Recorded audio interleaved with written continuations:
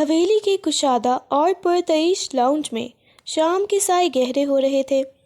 فضا میں عید کی آمد کی ایک دبی دبی سی چہل پہل محسوس کی جا سکتی تھی۔ دارم سکندر صوفے پر نیم دراز ہاتھ میں پکڑے آفس کی کچھ فائلوں میں گم تھا، مگر اس کی سنجیدگی اس وقت ایک دم پگھل گئی جب 17 سالہ ماہم ایک شوخ بگولے کی طرح اڑتی ہوئی آئی اور بغیر کسی ہچکچاہٹ کے ایک جھٹکے سے دارم کو گود میں بیٹھ گئی۔ دارم پلیز ابھی چلے نا شاپنگ پہ۔ اس نے اپنا چہرہ دارم کے چہرے کے بالکل قریب کر کے بڑی بڑی معصوم آنکھوں سے التجا کی۔ دارم نے ایک گہرا سانس لیا اور بے اختیار اس کی نظریں لاؤنج کے دوسرے کونے میں کھڑے عاشر پر گئی، جو وہاں کھڑا کسی خون خوار شکاری کی طرح ماہم کے ایک ایک لمس اور حرکت کو دیکھ رہا تھا۔ عاشر کے ہاتھ کی مٹھیاں اس قدر سختی سے بھینچی ہوئی تھیں کہ اس کے پور سفید پڑ چکے تھے۔ وہ ماہم سے جنون کی حد تک محبت کرتا تھا اور اسے ماہم کا کسی دوسرے مرد، چاہے وہ اس کا اپنا بڑا بھائی ہی کیوں نہ ہو، اس کے اتنے قریب ہونا ایک آگ کی طرح جلاتا تھا۔ ماہم، بچے اٹھو، شاباش، دیکھو تم اب بڑی ہو گئی ہو، ایسے کسی کی گود میں نہیں بیٹھتے۔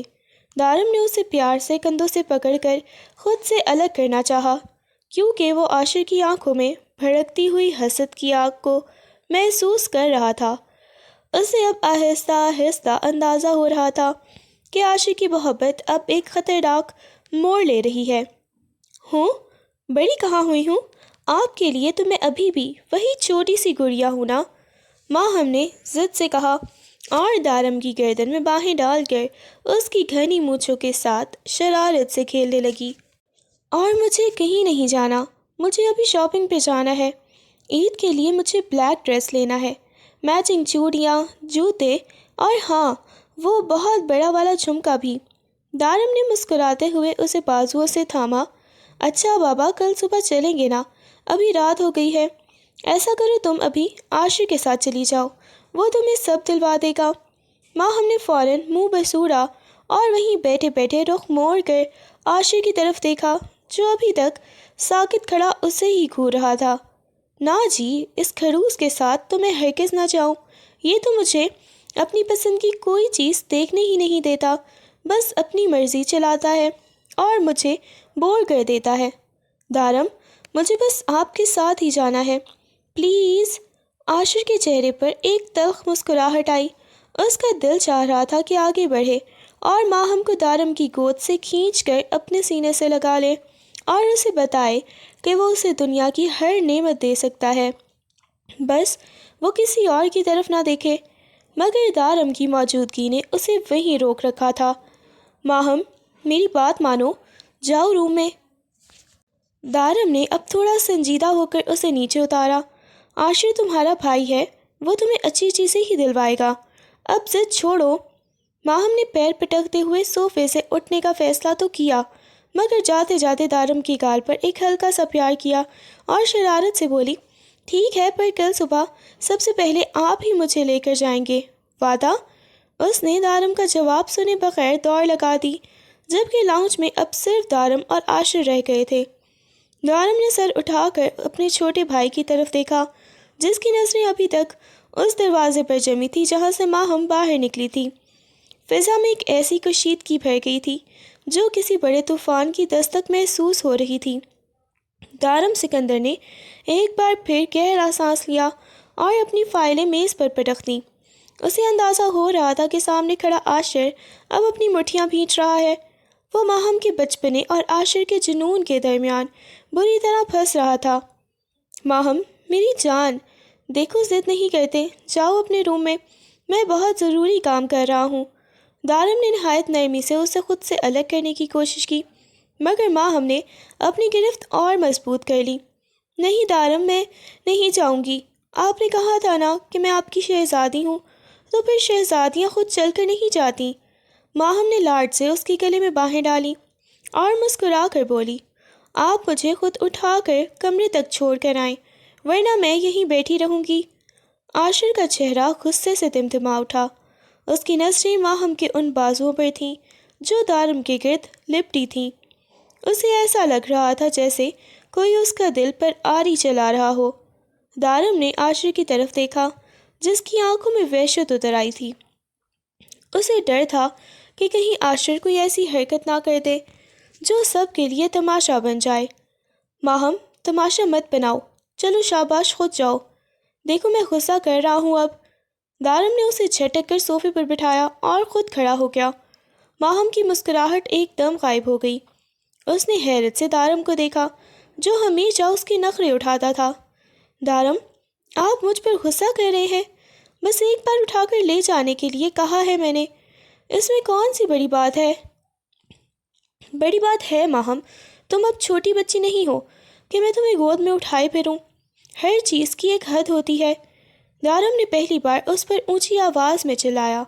لاؤنج میں ایک دم سناٹا چھا گیا۔ ماہم کی آنکھوں میں فوراً آنسو بھر آئے۔ اس کا نچلا لب بری طرح لرزنے لگا۔ آپ بدل گئے ہیں دارم، آپ کو اب میری ضرورت نہیں رہی، آپ ہی اس کھڑوس عاشق کی طرح ہو گئے ہیں۔ اس نے روتے ہوئے چل کر اپنا دوپٹہ سنبھالا۔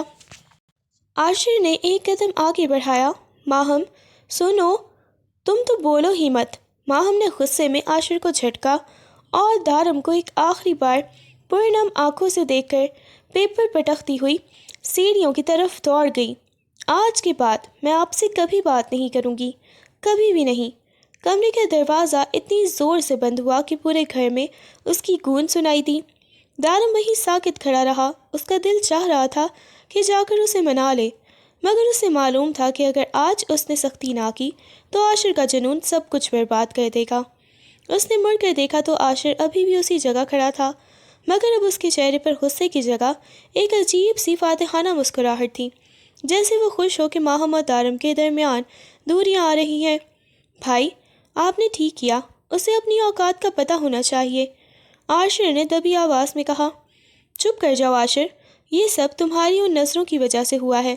دارم نے اسے سختی سے ٹوکا اور اپنی فائلیں اٹھا کر لائبریری کی طرف بڑھ گیا، جبکہ پیچھے کھڑا عاشر اب بھی ماہم کے بند دروازے کو دیکھ کر اپنے دل میں نئے منصوبے بن رہا تھا۔ یہ منظر حویلی کی فضاؤں میں ایک خاموش بوجھ کی طرح چھایا ہوا تھا، کیونکہ اس در و دیوار نے 10 سال پہلے وہ قیامت دیکھی تھی جس نے ان تینوں کی زندگیوں کا رخ موڑ دیا تھا۔ دارم نے جب لائبریری کا دروازہ بند کیا تو اس کی نظر میز پر پڑی، اس پرانی تصویر پر پڑ گئی جس میں اس کے چچا، چچی اور اس کے اپنے والدین مسکرا رہے تھے۔ وہ ایک منحوس شام تھی جب وہ سب ایک خاندانی تقریب سے واپس آ رہے تھے اور ایک تیز رفتار ٹرک نے ان کی گاڑی کو کچل دیا تھا۔ دارم اس وقت محض 22 سال کا تھا جب اس کے کاندھوں پر 4 جنازوں کا بوجھ آن پڑا۔ ایک طرف 12 سال کا سہما ہوا عاشر تھا اور دوسری طرف 7 سال کی معصوم ماہم جو اپنے ماں باپ کو پکار پکار کر رو رہی تھی۔ اس دن دارم نے اپنی جوانی، اپنے خواب اور اپنی ہر خوشی کو ان دونوں کے نام کر دی تھی۔ اس نے ماہم کو اپنی بیٹیوں کی طرح پالا، اسے کبھی احساس نہیں ہونے دیا کہ وہ یتیم ہے۔ وہ اس کے لیے باپ بھی تھا اور ماں بھی۔ یہی وجہ تھی کہ ماہم کے لیے دارم صرف ایک بھائی نہیں بلکہ اس کی کل کائنات تھا۔ وہ اس کے بغیر ایک سانس بھی نہیں لیتی تھی، اور دارم نے بھی اسے اس قدر لاڈ پیار دیا تھا کہ وہ اب خود بھی سر اور ضدی ہو چکی تھی۔ عاشر، جو اس وقت 12 سال کا تھا، اس نے یہ سب اپنی آنکھوں سے دیکھا تھا۔ اسے دارم کی قربانیوں کا احساس تو تھا، مگر جیسے جیسے وہ بڑا ہوا، ماہم کے لیے اس کی پسندیدگی ایک جنون میں بدلنے لگی۔ وہ دارم کا احترام تو کرتا تھا، لیکن جب وہ ماہم کو دارم کے اتنا قریب دیکھتا تو اسے بھول جاتا کہ دارم نے ان کے لیے کیا کچھ کیا ہے۔ اس کے لیے ماہم اب صرف ایک چچا زاد بہن نہیں تھی، بلکہ وہ لڑکی تھی جسے وہ ہر قیمت پر حاصل کرنا چاہتا تھا۔ دارم نے کرسی پر بیٹھ کر اپنا سر ہاتھوں میں گرا لیا۔ اسے یاد آیا کہ کیسے وہ چھوٹی سی ماہم رات کو ڈر کر اس کے کمرے میں آ جاتی تھی اور دارم اسے اپنی پناہ میں لے کر سلاتا تھا، مگر اب وہ وقت بدل چکا تھا۔ وہ 7 سال کی بچی اب 17 سال کی جوان لڑکی بن چکی تھی، اور عاشر کی آنکھوں میں چھپا ہوا مرد جاگ چکا تھا۔ دارم کو ڈر تھا کہ اس کی بے پناہ محبت کہیں ان دونوں بھائیوں کے درمیان دشمنی کی دیوار نہ کھڑی کر دے۔ رات کا سناٹا حویلی پر چھایا ہوا تھا، مگر ماہم کے کمرے میں ابھی بھی روشنی جل رہی تھی۔ وہ بیڈ پر اونھے منہ لیٹی تکیے میں منہ چھپائے رو رہی تھی۔ اسے دارم کا غصہ اور اسے خود سے دور چھٹکنا کسی طور پر ہضم نہیں ہو رہا تھا۔ اسی لمحے دستک دیے بغیر کمرے کا دروازہ کھلا اور عاشر اندر داخل ہوا۔ ماہم نے فوراً اٹھ کر بیٹھتے ہوئے آنسو پوچھے اور غصے سے اسے دیکھا۔ تم یہاں کیا کر رہے ہو؟ اور تمہیں تمیز نہیں ہے کہ کسی کے کمرے میں آنے سے پہلے اجازت لیتے ہیں؟ عاشر نے دروازہ بند کیا اور چلتا ہوا اس کے قریب آیا۔ اس کے چہرے پر ایک عجیب سی سنجیدگی تھی۔ میں تمہیں دیکھنے آیا تھا، تم رو رہی ہو نا، صرف اس لیے کہ بھائی نے تمہیں جھڑک دیا۔ تمہیں اس سے کیا؟ وہ میرے بھائی ہیں، وہ مجھے ڈانٹیں یا پیار کریں، تمہارا اس میں کوئی دخل نہیں ہے، ماہم نے تیکھے لہجے میں جواب دیا۔ عاشر اس کے سامنے بیڈ پر بیٹھ گیا اور اس کی آنکھوں میں جھانکتے ہوئے بولا، ماہم، وہ اب تمہیں پہلے کی طرح پیار نہیں کریں گے، وہ اب تمہیں بوجھ سمجھنے لگے ہیں، دیکھ نہیں رہی، وہ اب تمہیں خود سے دور کر رہے ہیں کیونکہ تم بڑی ہو گئی ہو اور وہ اپنی زندگی جینا چاہتے ہیں۔ بوجھ؟ ماہم کی آواز میں ایک دم لرزش آئی۔ دارم مجھے کبھی بوجھ نہیں سمجھ سکتے، انہوں نے ہمیں پالا ہے عاشر، وہ میرے لیے میرے بابا کی جگہ ہے۔ عاشر نے ایک تلخ قہقہ لگایا۔ باپ کی جگہ؟ ماہم، حقیقت پسندی سے کام لو، وہ ایک مرد ہیں، ان کی اپنی خواہشات ہوں گی، وہ کب تک تمہارے نخرے اٹھائیں گے؟ آج انہوں نے تمہیں گود سے اتارا ہے، کل وہ تمہیں اس گھر سے بھی نکال دیں گے کسی دوسرے کے حوالے کر کے۔ چپ کر جاؤ تم۔ ماہم بیڈ سے کھڑی ہو گئی، اس کا چہرہ غصے سے لال ہو چکا تھا۔ تم ہمیشہ دارم کے خلاف کیوں بولتے ہو؟ تمہیں پتہ ہے نا کہ دارم میرے لیے کیا ہے؟ وہ میری دھڑکن ہے، میں ان کے بغیر ایک پل نہیں رہ سکتی۔ اگر انہوں نے مجھے ڈانٹا ہے تو اس میں بھی کوئی بہتری ہوگی۔ تم اپنی گندی سوچ اپنے پاس رکھو اور ابھی میرے کمرے سے باہر نکلو۔ عاشر کا ماتھا ٹھن گیا، اسے ماہم کے منہ سے دارم کے لیے ایسی دیوانگی سن کر آگ لگ رہی تھی۔ دیکھ لینا ماہم، ایک دن تم خود کہو گی کہ میں صحیح کہہ رہا تھا، دارم بھائی تمہیں کبھی وہ مقام نہیں دیں گے جو تم چاہتی ہو۔ مجھے جو مقام چاہیے وہ مجھے مل چکا ہے، میں ان کی جان ہوں، ماہم نے دو ٹوک لہجے میں کہا اور دروازے کی طرف اشارہ کیا۔ باہر نکلو اب۔ عاشر بغیر کچھ کہے تپتے ہوئے قدموں سے باہر نکل گیا، مگر اس کے ذہن میں ایک ہی بات گردش کر رہی تھی کہ دارم اور ماہم کے اس تعلق کو جڑ سے کاٹنا اب اس کے لیے زندگی اور موت کا مسئلہ بن چکا تھا۔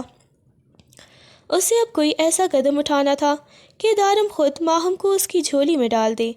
اگلی صبح ناشتے کی میز پر خاموشی اتنی گہری تھی کہ کانچ کے برتنوں کے ٹکرانے کی آواز بھی کسی دھماکے کے جیسے معلوم ہو رہی تھی۔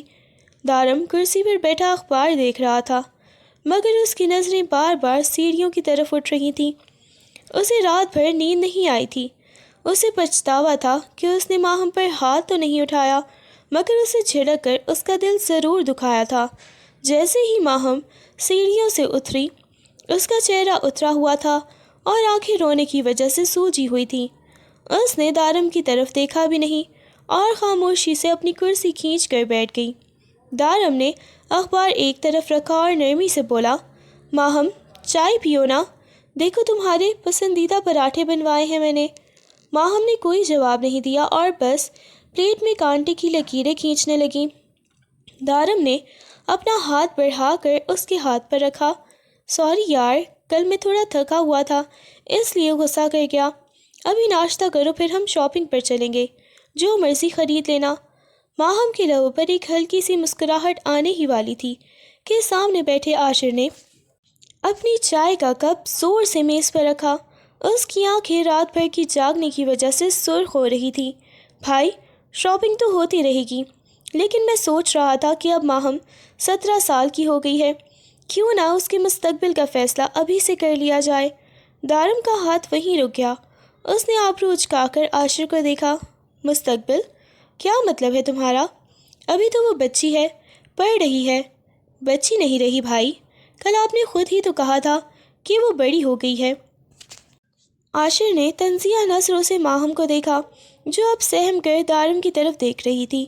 میں چاہتا ہوں کہ ماہم کا رشتہ میرے ساتھ طے کر دیا جائے، آخر ہم چچا زاد ہیں اور آپ کو بھی پتہ ہے کہ میں اسے کتنا پسند کرتا ہوں۔ کیوں نہ عید پر ہی ہماری منگنی کا اعلان کر دیا جائے۔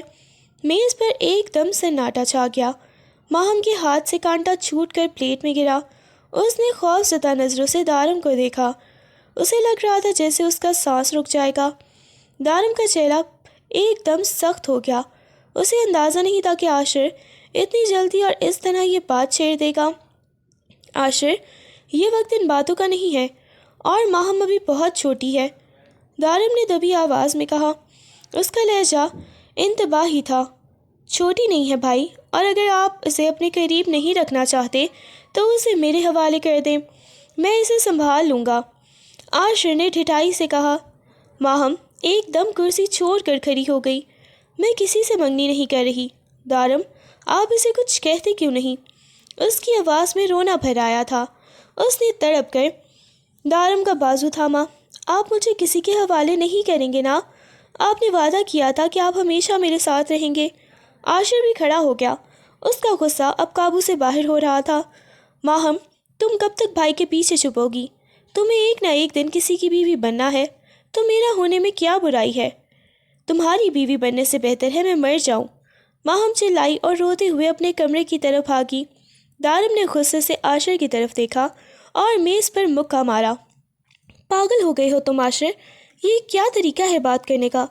وہ ابھی بچی ہے، اسے ان باتوں کی سمجھ نہیں ہے۔ وہ بچہ نہیں ہے بھائی، وہ آپ کی محبت میں اندھی ہے اور آپ اسے شے دے رہے ہیں، عاشر نے غرا کر کہا اور وہاں سے نکل گیا۔ دارم وہیں اکیلا رہ گیا۔ اسے محسوس ہو رہا تھا کہ جس طوفان سے وہ ڈر رہا تھا اس نے اب حویلی کے دروازے پر دستک دے دی ہے۔ دارم کا سر درد سے پھٹ رہا تھا۔ اسے سمجھ نہیں آ رہا تھا کہ جو گھر محبت اور سکون کا گہوایا تھا وہ اچانک بارود کا ڈھیر کیسے بن گیا۔ وہ بوجھل قدموں سے سیڑھیاں چڑھ کر ماہم کے کمرے کے سامنے پہنچا۔ اندر سے اس کی ہچکیوں کی آواز آ رہی تھی جو دارم کے دل پر نشتر کی طرح لگ رہی تھی۔ اس نے آہستہ سے دروازہ دھکیلا۔ ماہم بیڈ پر گھٹنوں میں سر دیے رو رہی تھی۔ ماہم، دارم نے بہت نرمی سے پکارا اور اس کے قریب بیڈ پر بیٹھ گیا۔ ماہم نے فوراً سر اٹھایا۔ اس کی آنکھیں سوج کر سرخ ہو چکی تھیں۔ جیسے ہی اس نے دارم کو دیکھا وہ دیوانہ وار اس سے لپٹ گئی اور اس کے سینے میں اپنا چہرہ چھپا لیا۔ دارم پلیز اسے کہیں کہ وہ ایسی باتیں نہ کرے، میں مر جاؤں گی لیکن اس سے شادی نہیں کروں گی، وہ بہت خطرناک ہے، اس کی آنکھیں مجھے ڈراتی ہیں۔ دارم نے اس کے سر پر ہاتھ پھیرا۔ اس کا اپنا دل اس وقت خون کے آنسو رو رہا تھا۔ شش، چپ ہو جاؤ، میں ہوں نا، میں تمہیں آج تک کسی تکلیف میں نہیں دیکھا تو اب کیسے کسی آگ میں ڈال دوں گا؟ عاشر جذباتی ہو گیا تھا۔ اسے میں سمجھاؤں گا۔ ماہم نے تڑپ کر اس کا چہرہ اپنے ہاتھوں میں لیا۔ اس کی انگلیوں میں لرزش تھی۔ آپ مجھے کبھی خود سے الگ نہیں کریں گے نا؟ آپ نے بابا سے وعدہ کیا تھا۔ دارم، آپ نے کہا تھا کہ آپ میرا ہمیشہ خیال رکھیں گے، پھر آپ نے ناشتے پر اسے سختی سے منع کیوں نہیں کیا؟ آپ چپ کیوں رہے؟ میں حیران تھا ماہم، اور میں نہیں چاہتا تھا کہ تم دونوں کے درمیان نفرت مزید بڑھے۔ دارم نے اسے سمجھانا چاہا لیکن ماہم کی ضد اپنی جگہ قائم تھی۔ مجھے کسی اور کی پرواہ نہیں ہے، مجھے بس آپ چاہیے، میں آپ کے بغیر ایک پل نہیں رہ سکتی۔ اگر آپ نے میرا ہاتھ اس کے ہاتھ میں دیا تو میں اسی وقت اپنی جان دے دوں گی۔ اس نے اتنی شدت سے کہا کہ دارم کا رنگ فک ہو گیا۔ ایسی باتیں نہیں کرتے ماہم، تم میری جان ہو، میری کل کائنات ہو، میں نے اپنی جوانی تمہارے لیے وار دی، کیا اب میں تمہیں کسی دکھ میں دیکھ سکتا ہوں؟ دارم نے اس کے آنسو پوچھے اور اس کے ماتھے پر پیار کیا۔ میں وعدہ کرتا ہوں جب تک میں زندہ ہوں تمہیں تمہاری مرضی کے خلاف کوئی ہاتھ بھی نہیں لگا سکتا۔ ماہم نے سکون کا ایک سانس لیا اور دارم کے کندھے پر سر رکھ دیا۔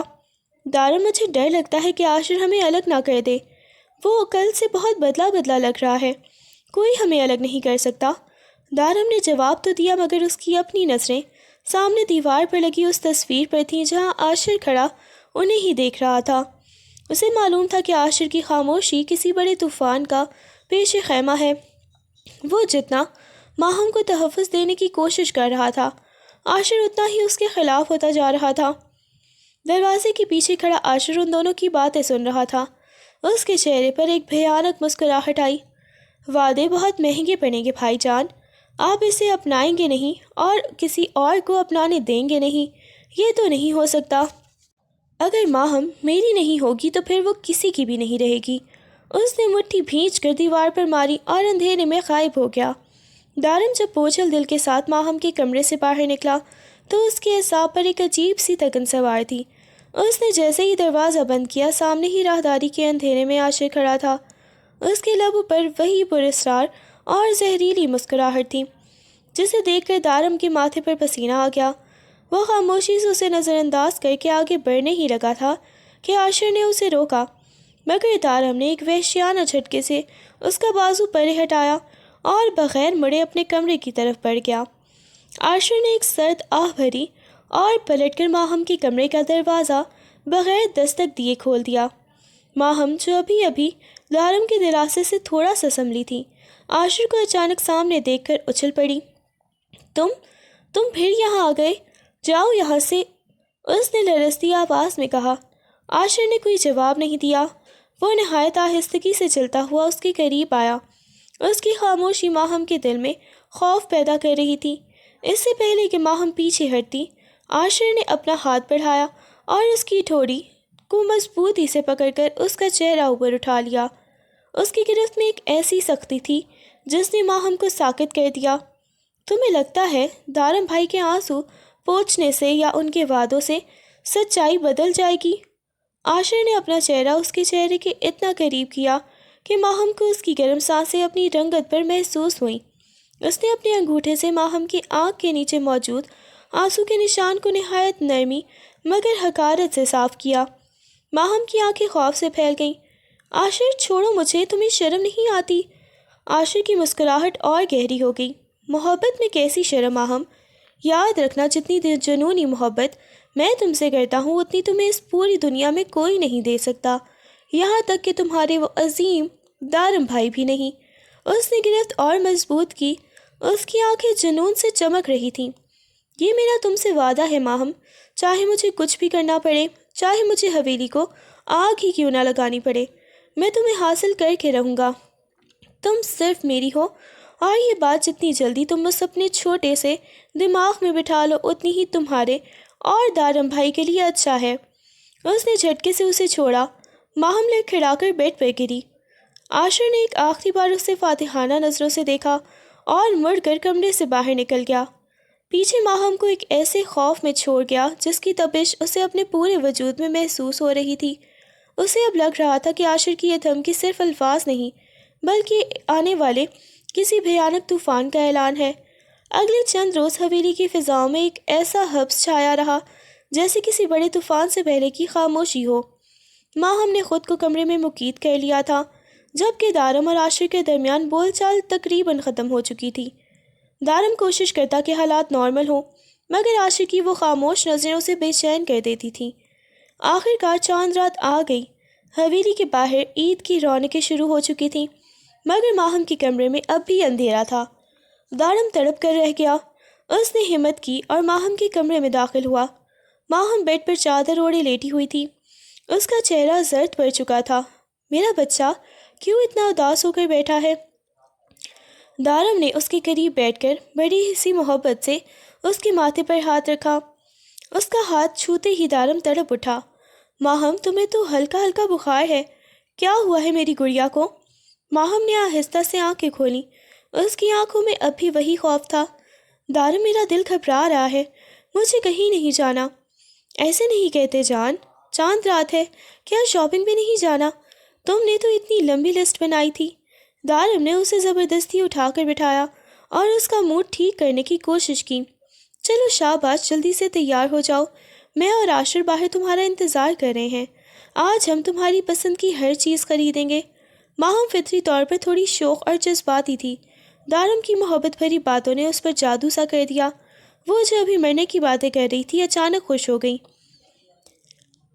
جیسے کچھ ہوا ہی نہ ہو۔ سچی دارم، جو میں مانگوں گی وہ لے کر دیں گے؟ وعدہ، دارم نے مسکرا کر کہا۔ کچھ دیر بعد وہ تینوں مال میں موجود تھے۔ ماہم اب مکمل طور پر بدل چکی تھی۔ وہ ایک دکان سے دوسری دکان تک اڑتی پھر رہی تھی۔ دارم، یہ دیکھیے کتنا پیارا رنگ ہے، یہ مجھ پر جچے گا نا؟ اور وہ دیکھیے وہ والے جھمکے۔ وہ دارم کا بازو تھامے چہک رہی تھی، جیسے پچھلے دنوں کی کرواہٹ اس کے ذہن سے مٹ چکی ہو۔ عاشر ان دونوں کے پیچھے سائے کی طرح چل رہا تھا۔ وہ بالکل خاموش تھا، اس کے چہرے پر کوئی تاثر نہیں تھا، مگر اس کی نظریں مسلسل ماہم کے اس ہاتھ پر تھیں جس نے دارم کے بازو کو مضبوطی سے جکڑا ہوا تھا۔ وہ دیکھ رہا تھا کہ کیسے ماہم پل بھر میں سب کچھ بھول کر دوبارہ دارم کی ہو گئی ہے۔ ماہم نے ایک دکان پر رک کر کچھ چوڑیاں دیکھیں اور مڑ کر عاشر کی طرف دیکھا۔ عاشر، دیکھو نا، یہ والی زیادہ اچھی ہے یا وہ؟ اس نے اتنی سادگی سے پوچھا جیسے ان کے درمیان کچھ ہوا ہی نہ ہو۔ عاشر نے ایک گہرا سانس لیا اور سرد لہجے میں بولا، جو تمہیں پسند ہو ماہم، وہی لے لو، میری پسند کی تو تمہیں ویسے بھی پرواہ نہیں ہے۔ ماہم کا چہرہ ایک لمحے کے لیے مرجھایا، مگر پھر وہ دوبارہ اپنی خریداری میں مگن ہو گئی۔ اسے لگ رہا تھا کہ شاید سب کچھ ٹھیک ہو گیا ہے، مگر وہ یہ نہیں جانتی تھی کہ عاشر کی یہ خاموشی اس آگ کو چھپا رہی ہے جو عید کے پرسکون دن کو راکھ کرنے والی تھی۔ شاپنگ سے واپسی پر حویلی کی فضا ایک بار پھر بوجھل ہو گئی۔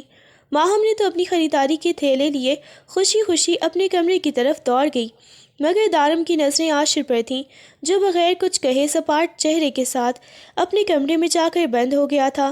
دارم کا دل کڑ رہا تھا، وہ ان دونوں بھائیوں سے ایک جیسی محبت کرتا تھا اور عاشر کی خاموش اذیت اسے بے چین کر رہی تھی۔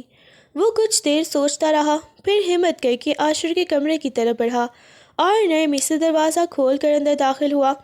عاشر بیڈ پر بیٹھا اندھیرے میں کہیں گھور رہا تھا۔ عاشر، دارم نے بہت شفقت سے پکارا اور اس کے قریب بیٹھ گیا۔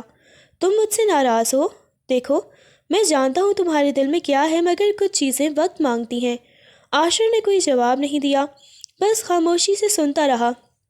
دارم نے اس کا کندھا تھپتھپایا اور سمجھانے والے انداز میں بولا، عاشر، تم اور ماہم ہم عمر ہو، تم دونوں کی زندگی کے تقاضے ایک جیسے ہیں۔ ماہم ابھی بچی ہے، اسے ابھی ان رشتوں کی گہرائی کا اندازہ نہیں ہے۔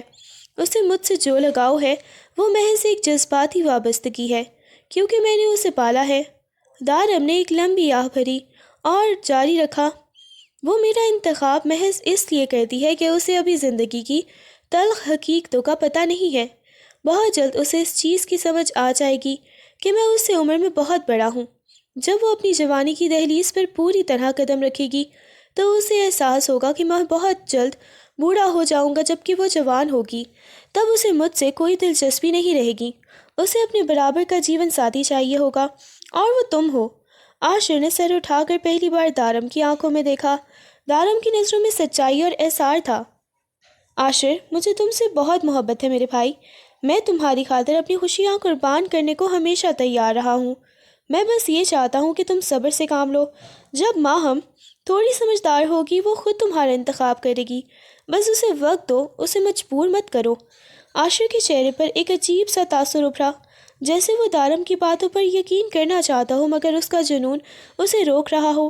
دارم نے اسے تسلی دی اور کمرے سے باہر نکل گیا، یہ سوچ کر کہ شاید اس کی باتوں نے عاشر کے غصے کو تھوڑا کم کر دیا ہوگا، مگر اسے کیا معلوم تھا کہ عاشر کے نزدیک وقت بہت سست گزر رہا تھا اور وہ مزید انتظار کے موڈ میں نہیں تھا۔ عید کی صبح حویلی کی فضاؤں میں عطر اور گلاب کی خوشبو رچی بسی تھی، مگر اس گھر کے مکینوں کے دلوں میں کئی طرح کے تلاطم چھپے ہوئے تھے۔ ماہم آج بے حد خوش تھی، جیسے پچھلے دنوں کی ساری تلخیاں عید کی خوشی میں دھل گئی ہوں۔ اس نے بڑے چاؤ سے وہی سفید لباس زیب تن کیا جو اس نے دارم کے ساتھ میچنگ کرنے کے لیے خاص طور پر پسند کیا تھا۔ سفید ریشمی جوڑے میں سر پر دوپٹہ ٹکائے اور ماتھے پر چھوٹی سی بندیاں سجائے وہ کسی حور سے کم نہیں لگ رہی تھی۔ دوسری طرف عاشر نے سیاہ رنگ کا کڑھائی والا کرتا پہنا تھا جو اس کی شخصیت کی سنجیدگی اور اس کے اندر پلنے والے اندھیروں کی عکاسی کر رہا تھا۔ اس کی نظریں بار بار ماہم پر پڑ رہی تھیں، مگر ماہم کی توجہ صرف مرکزی دروازے پر تھی جہاں سے دارم کو واپس آنا تھا۔ جیسے ہی حویلی کے بڑے گیٹ سے دارم اور عاشر عید کی نماز پڑھ کر اندر داخل ہوئے، ماہم کے چہرے پر ہزاروں چراغ روشن ہو گئے۔ دارم بھی سفید لٹھے کے کلف لگے کرتے میں بے حد پروقار اور باروب لگ رہا تھا۔ ماہم نے ایک لمحے کی تاخیر نہیں کی اور کسی شوخ ہرنی کی طرح لپک کر سیدھا دارم کے سینے سے لگ گئی۔ عید مبارک دارم، اس نے والہانہ انداز میں کہا اور اپنا چہرہ دارم کے سینے میں چھپا لیا۔ دارم نے مسکراتے ہوئے اس کے سر پر ہاتھ رکھا اور اسے خود سے تھوڑا الگ کر کے اس کی پیشانی پر پیار کیا۔ عید مبارک میری گڑیا، آج تو تمہاری شہزادی بہت پیاری لگ رہی ہے۔ عاشر، جو دارم کے عین پیچھے کھڑا تھا، یہ منظر دیکھ کر ساکت رہ گیا۔ اس کی آنکھوں میں خون اتر آیا۔ ماہم نے اسے مکمل طور پر نظر انداز کر دیا تھا، جیسے اس کا کوئی وجود ہی نہ ہو۔ اسے ایسا لگا جیسے ماہم کا سفید لباس اور دارم کا سفید کرتا ایک ہو کر اسے یہ باور کرا رہے ہوں کہ وہ اس گھر میں ایک اجنبی ہے۔ ماہم نے دارم کا بازو تھام لیا اور چہکتے ہوئے بولی، دیکھیے دارم، میں نے بالکل آپ جیسے کپڑے پہنے ہیں، ہم دونوں کتنے اچھے لگ رہے ہیں نا؟ عاشر کی مٹھیاں اس قدر سختی سے بھینچ گئیں کہ اس کے ناخن ہتھیلیوں میں گڑنے لگے۔ اس نے ایک سرد اور کٹیلی نظر ماہم پر ڈالی، جو ابھی تک دارم کے بازو سے چپکی ہوئی تھی۔ دارم نے عاشر کی کیفیت محسوس کر لی تھی۔ اس نے فوراً ماہم کو تھوڑا پرے ہٹایا تاکہ عاشر کو عید مبارک کہہ سکے۔ عاشر، عید مبارک چھوٹے بھائی۔ دارم نے اپنا ہاتھ بڑھایا۔ عاشر نے بظاہر دارم سے ہاتھ ملایا اور گلے ملا، مگر اس کی نظریں دارم کے پیچھے کھڑی ماہم پر جمی تھیں، جو شرارت سے اسے چڑھا رہی تھی۔ عید مبارک بھائی جان، عاشر نے دبی آواز میں کہا، مگر اس کی آواز میں وہ مٹھاس نہیں تھی جو عید کے دن ہونی چاہیے تھی۔ عاشر، تم نے بلیک کیوں پہنا؟ دیکھو ہم سب نے وائٹ پہنا ہے، تم الگ ہی لگ رہے ہو، ماہم نے سادگی سے کہا، مگر اس کی بات نے عاشر کے زخموں پر نمک کا کام کیا۔ عاشر نے ایک تلخ مسکراہٹ کے ساتھ جواب دیا، کچھ لوگ سفید پہن کر بھی دوسروں کے دلوں میں کالی آگ لگا دیتے ہیں ماہم، اور کچھ کالے لباس میں بھی اپنی تقدیر کا ماتم کرتے ہیں۔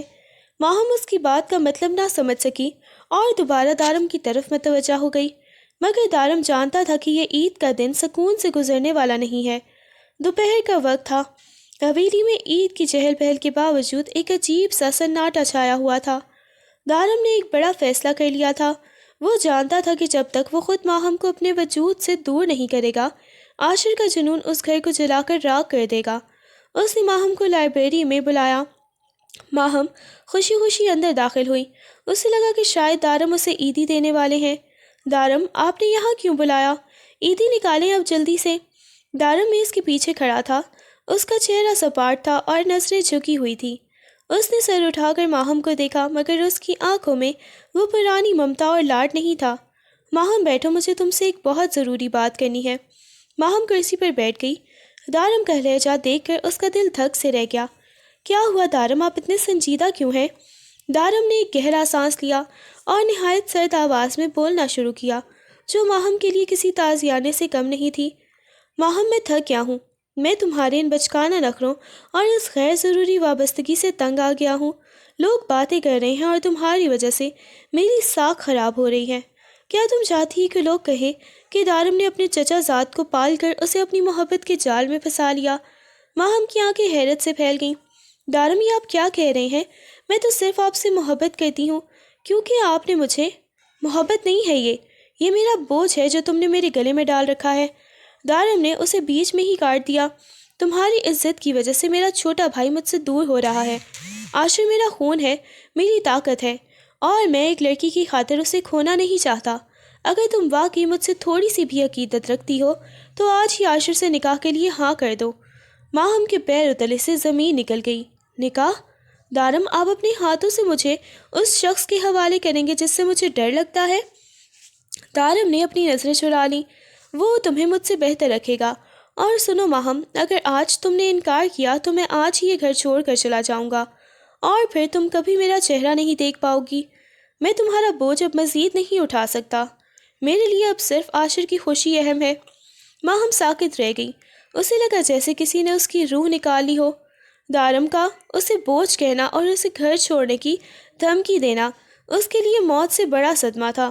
وہ شخص جس کے لیے وہ پوری دنیا سے لڑ سکتی تھی، آج وہی اسے کسی اور کی جھولی میں پھینک رہا تھا، وہ بھی اتنی بے دردی سے۔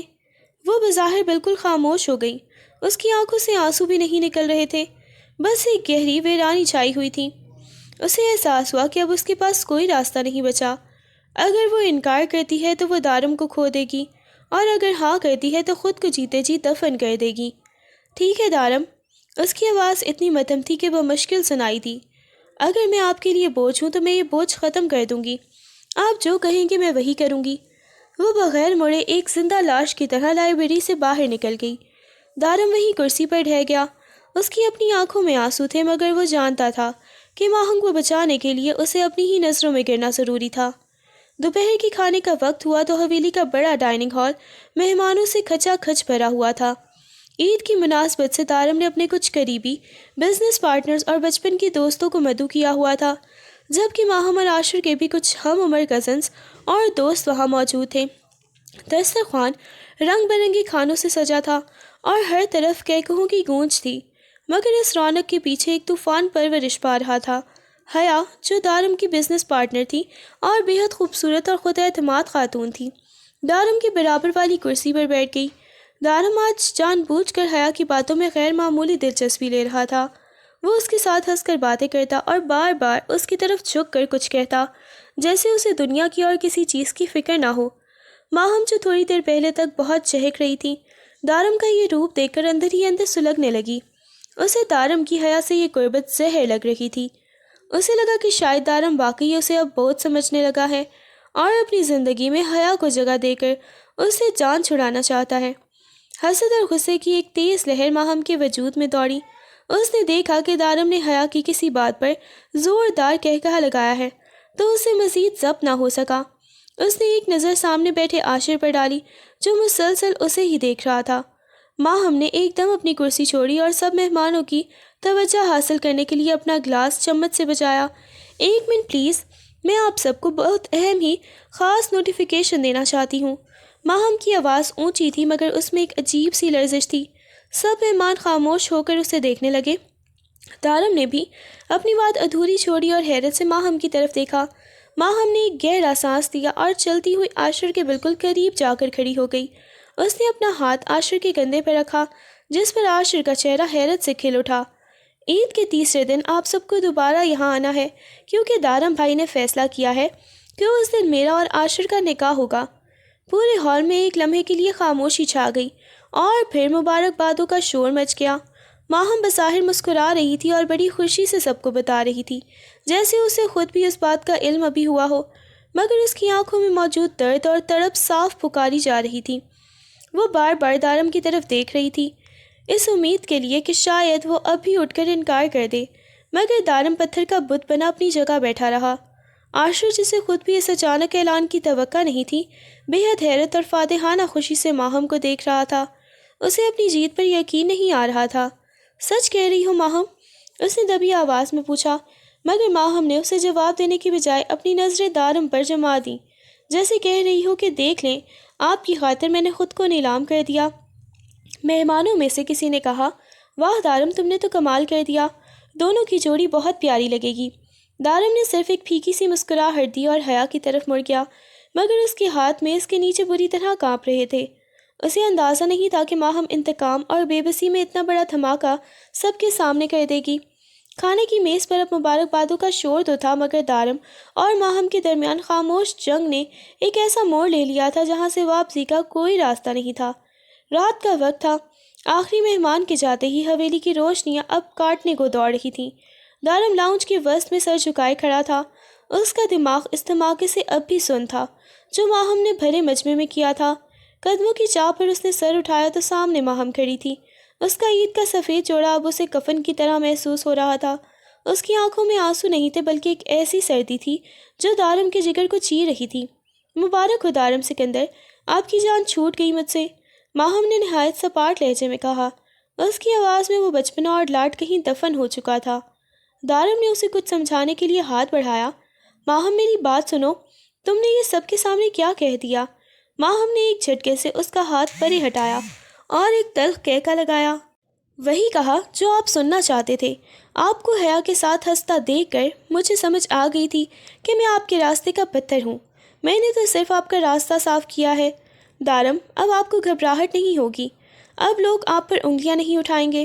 آپ شوق سے حیا کو اس گھر میں لائیں، اسے اپنی زندگی دیں، کیونکہ عید کے تیسرے دن کے بعد اس حویلی میں دارم کی بچی نہیں بلکہ عاشر کی بیوی رہ رہی ہوگی۔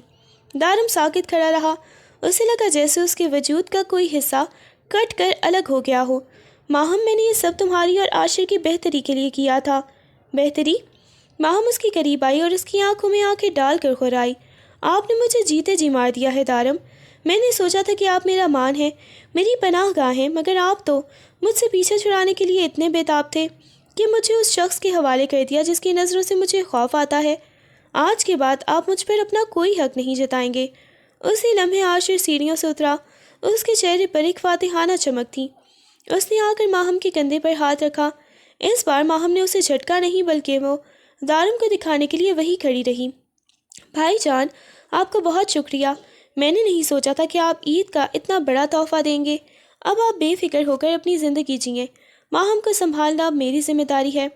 دارم نے عاشر کے ہاتھ کو ماہم کے کندھے پر دیکھا تو اس کے دل میں ایک شدید درد کی لہر آتی، مگر وہ خود کو بے بس کر چکا تھا۔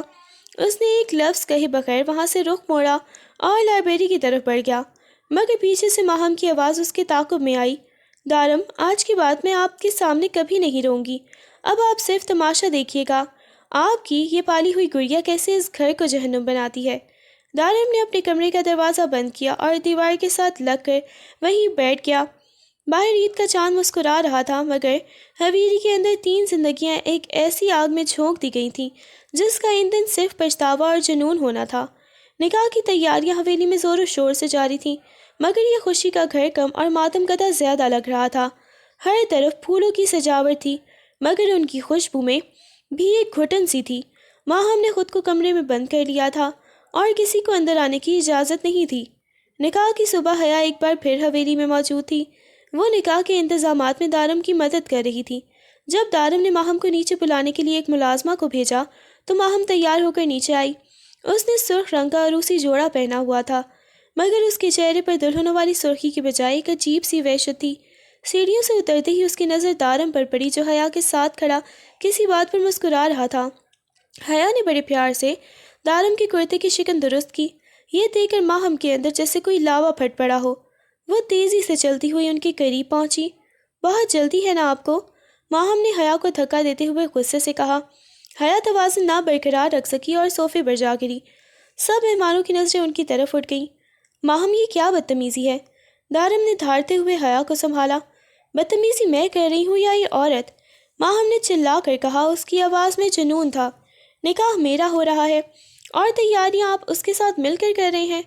دارم، میں جانتی ہوں آپ عید کے بعد اسے اس گھر میں لانے والے ہیں، اس لیے تو میرا سودا عاشر سے کیا ہے نا۔ زبان سنبھال کر بات کرو ماہم۔ دارم کا پارا 7ویں آسمان پر پہنچ گیا۔ حیا ہماری مہمان ہے اور میری بزنس پارٹنر ہے۔ پارٹنر یا کچھ اور؟ ماہم نے ایک گھٹیا جملہ اچھالا جس نے دارم کے صبر کا پیمانہ لبریز کر دیا۔ اس نے سب مہمانوں کے سامنے عاشر کی موجودگی میں اپنا ہاتھ فضا میں لہرایا اور ایک بھرپور تھپڑ ماہم کے گال پر دے مارا۔ ہال میں سکتہ چھا گیا۔ ماہم کا سر ایک طرف جھک گیا اور اس کے گورے گال پر دارم کی انگلیوں کے نشان ابھر آئے۔ اس نے آہستہ سے سر اٹھایا۔ اس کی آنکھوں میں اب آنسو نہیں تھے بلکہ ایک ایسی آگ تھی جس نے دارم کو اندر تک جھلسا دیا۔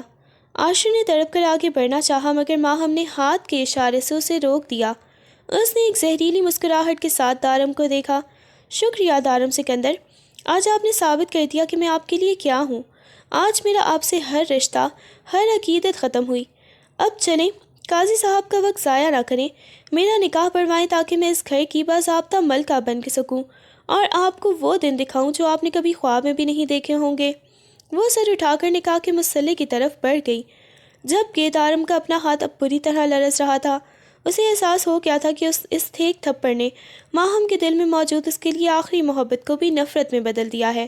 آپ ٹھیک کہہ رہی ہیں، دھماکے دار سین کا مطلب سچ مچ کا دھماکہ نہیں بلکہ جذباتی اور کہانی کے رخ کو بدل دینے والا کوئی بڑا انکشاف یا منظر ہونا چاہیے۔ یہ رہا اس قسط کا نیا سسپینس سے بھرپور اختتامی منظر۔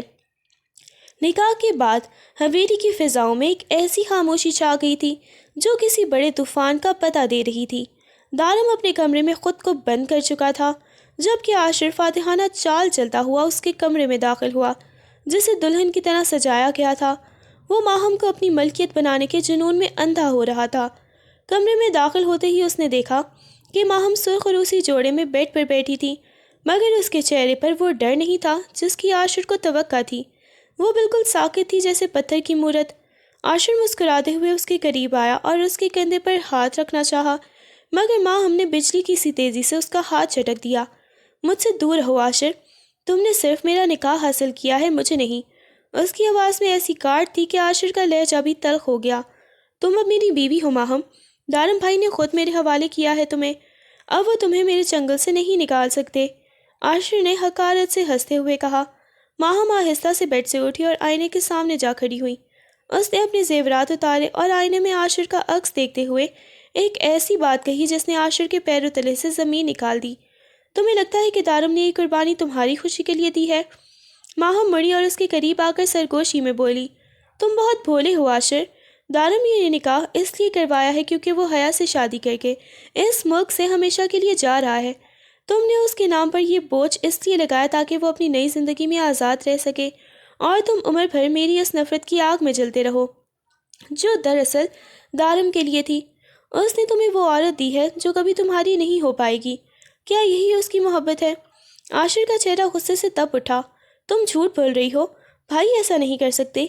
یقین نہیں آتا تو جا کر ان کے کمرے میں وہ دراز دیکھو جہاں تمہارے بچپن کی تصویریں رکھی ہوتی تھیں، وہاں آج تمہاری بربادی کا پروانہ پڑا ہے۔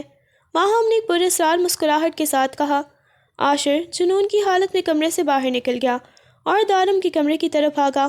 وہاں پہنچ کر اس نے دیکھا کہ کمرے کا دروازہ کھلا تھا اور دارم وہاں موجود نہیں تھا۔ اس نے بے تابی سے دراز کھولی تو وہاں واقعی کچھ کاغذات پڑے تھے۔ جیسے ہی اس نے وہ کاغذات پڑھے اس کی آنکھیں حیرت اور غصے سے پھیل گئیں۔ وہ حیا کے ساتھ دارم کے بیرون ملک جانے کے ٹکٹس اور جائیداد کی فروخت کے کاغذات تھے جو ماہم نے بڑی چالاکی سے وہاں رکھوائے تھے۔ اسی لمحے حویلی کے گھر اور بلکنی سے ایک زوردار چیخ گونجی۔ عاشر اور گھر کے باقی لوگ بھاگتے ہوئے ٹیرس کی طرف لپکے۔ سامنے کا منظر دیکھ کر سب کے سانس حلق میں اٹک گئے۔ ماہم ٹیرس کی منڈیر پر کھڑی تھی، اس کا سرخ دوپٹہ ہوا میں لہرا رہا تھا۔ نیچے گہری کھائی تھی اور پتھریلی زمین تھی، اور اس کے ہاتھ میں ایک جلتی ہوئی مشعل تھی جس سے وہ حویلی کے قیمتی پردوں کو آگ لگا چکی تھی۔ دارم سکندر، اگر میں آپ کی نہیں ہو سکی تو میں اس شخص کی بھی نہیں بنوں گی جس کے نام کا طوق آپ نے میرے گلے میں ڈالا ہے۔ آج اس حویلی کے ساتھ آپ کا غرور بھی راکھ ہو جائے گا۔